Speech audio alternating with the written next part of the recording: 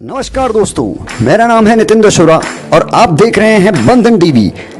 और इसी के साथ मैं आपको ले जाने वाला हूं चांद की यात्रा पर। देखेंगे साइंस फिक्शन में चांद की वो जर्नी जिस पर इंसान ने चांद पर पहला कदम रखा।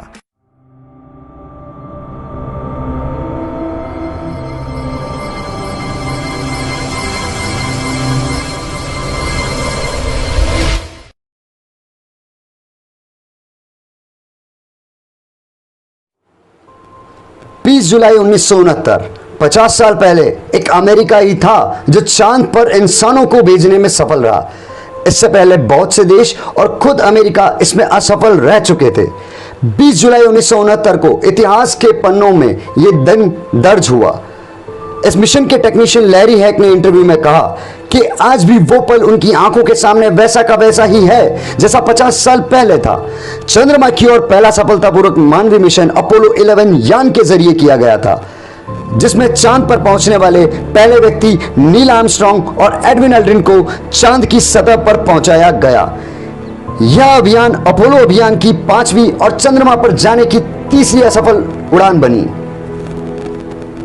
16 जुलाई 1969 को भेजे गए इस यान ने कमांडर नील आर्मस्ट्रांग, नियंत्रक माइकल कोए, चंद्रयान ईगल चालक एडविन ऑल्ड्रिन मौजूद थे।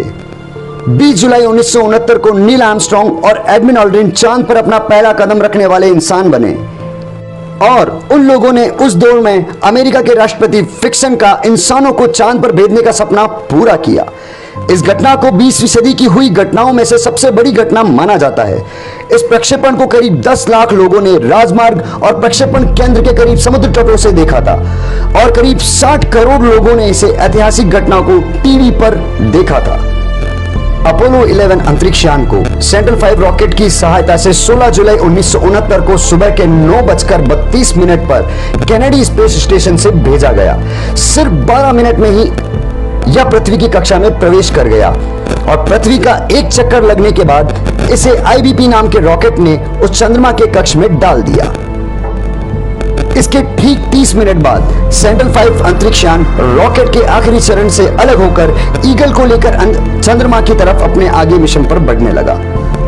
19 जुलाई अपोलो 11 चंद्रमा के पीछे वाले हिस्से पर पहुंचा और अपने रॉकेट की सहायता से चंद्रमा के कक्ष में पहुंच गया। चंद्रयान के उतरने के लिए सी ऑफ ट्रैंक्विलिटी को चुना गया क्योंकि यह जगह समतल थी। रेंजर 8, सर्वेयर 5 और लियोनस ऑर्बिटर यान के जरिए इस जगह का पता लगाया गया। 20 जुलाई 1969 को चंद्रयान ईगल मुख्य यान कोलंबिया से अलग हो गया। कॉलिंस जॉब अकेले ही कोलंबिया यान में रहकर ईगल यान का निरीक्षण कर रहे थे ताकि उसे चंद्रमा की सतह पर उतरने में कोई दिक्कत ना आए। इसके बाद नील और ऑल्ड्रिन ईगल के 6 टर्म इंजन को स्टार्ट कर चंद्रमा पर उतरने की तैयारी करने लगे। यान के लैंडिंग की प्रक्रिया शुरू होने के बाद आर्मस्ट्रांग ने यान के अपने पद से दूर जाने का संकेत स्पेस सेंटर को भेज दिया था। ईगल अपने निर्धारित समय में 4 सेकंड आगे चल रहा था। इसका मतलब यह था कि वे चुने गए जगह से मीलों आगे उतर सकते थे। तभी ईगल कंट्रोलर और मिशन कंप्यूटर ने खतरे के सिग्नल भेजने शुरू कर दिए, जिससे आर्मस्ट्रांग और ऑल्ड्रिन ने, जो कि खिड़की से बाहर का नजारा देखने में मशगूल थे, उनका ध्यान कंप्यूटर पर आ गया और आर्मस्ट्रांग ने देखा कि उनका कंप्यूटर उनके यान को बड़ी बड़ी चट्टानों और गड्ढों की ओर ले जा रहा है। और तभी आर्मस्ट्रांग ने बिल्कुल भी देर ना करते हुए यान की ऑटोमेटिक प्रणाली को बंद कर दिया और यान का कंट्रोल अपने हाथ में ले लिया। और उनके इकलौते साथी ऑल्ड्रिन की मदद से 20 जुलाई की रात 8:17 पर ईगल यान को सही सलामत चांद की सतह पर उतारा और उस वक्त यान के डाउन इंजन में सिर्फ 14 सेकंड का ईंधन बचा था। इसका मतलब यह था कि जरा सी भी देर हो जाती तो उनके साथ कोई भी बड़ा हादसा हो सकता था, लेकिन किस्मत ने भी उनका साथ दिया। वह सही सलामत चांद की सतह पर उतरने में कामयाब रहे। आर्मस्ट्रांग ने अपोलो 11 के लैंड की गई जगह को ट्रायंगुलरिटी बेस का नाम दिया और ह्यूस्टन को संदेश भेजा और संदेश यह था कि ह्यूस्टन, यह ट्रायंगुलरिटी बेस है, ईगल लैंड कर चुका है। चंद्रमा की सतह पर कदम रखने से पहले ऑल्ड्रिन ने एक संदेश भेजा। उन्होंने कहा, मैं इस चंद्रयान का चालक हूं। इस संदेश को सुन रहे सभी लोगों से मैं गुजारिश करता हूं कि आप लोग कुछ देर मौन रहकर पिछले हुए कुछ घटनाओं को याद करो और अपने अपने तरीके से ऊपर वाले का शुक्रिया करो और इस मिशन के पूरे होने की दुआ मांगो। अपोलो 11 के लैंड के 6.5 घंटे बाद 21 जुलाई रात 2:46 पर नील आर्मस्ट्रांग ने अपना पहला कदम चांद पर रखा और कहा, इंसान के लिए बस एक छोटा सा कदम है, लेकिन इंसानियत के लिए मानो ये बहुत बड़ी छलांग है। अगले 2.5 घंटे तक आर्मस्ट्रांग और ऑल्ड्रिन मिलकर तस्वीरें लेने, नमूने जमा करने और पत्थर के टुकड़े जमा करने में लगे रहे। इसके बाद दोनों ने मिलकर अगली अपोलो साइंटिफिक एक्सपेरिमेंट पैकेज की स्थापना की और अमेरिकी झंडा लहराने में जुट गए और इसके लिए उन्हें 2 घंटे से ज्यादा समय लगा। इसके बाद तकनीकी बाधाओं और खराब मौसम के बावजूद टीवी पर सीधा प्रसारण शुरू हो गया, जो कि ब्लैक एंड व्हाइट था और जिसे लगभग 60 करोड़ से भी ज्यादा लोगों ने देखा। आर्मस्ट्रांग ने उनके ईगल यान की कुछ तस्वीरें ली, जिससे चंद्रमा की सतह पर उतरने के बाद के हालातों की जांच हो सके। इसके बाद उन्होंने धूल और मिट्टी के कुछ और सैंपल भी इकट्ठे कर लिए और टीवी कैमरे से आर्मस्ट्रांग ने चंद्रमा की सतह के चारों ओर का दृश्य भी लिया। इसके बाद दोनों साथ मिलकर कंगारू की तरह उछलकर मजा लेने लगे।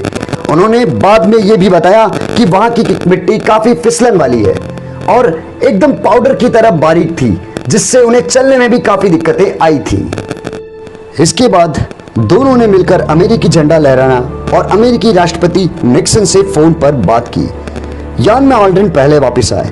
उन्होंने बहुत मुश्किल से 22 किलो सैंपल के बॉक्स और फिल्मों को पुली की मदद से यान में चढ़ाया और आर्मस्ट्रांग उनके बाद यान में पहुंचे।